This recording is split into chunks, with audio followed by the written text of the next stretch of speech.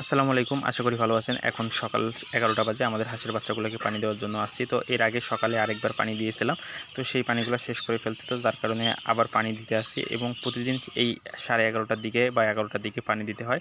তো প্রথমেই আমি আমাদের পানির পটগুলো তুলে ফেলছি এবং এই পটগুলো পরিষ্কার করে তারপর এর ভিতরে পানি দিয়ে দিয়েছি এবং এগুলো এখন হাঁসের বাচ্চাগুলার মাঝে বসাই দিব, যেখানে আর কি বসানো থাকে। তো প্রত্যেকটা পটের উপরে কিন্তু ইট দেওয়া রয়েছে এরকম।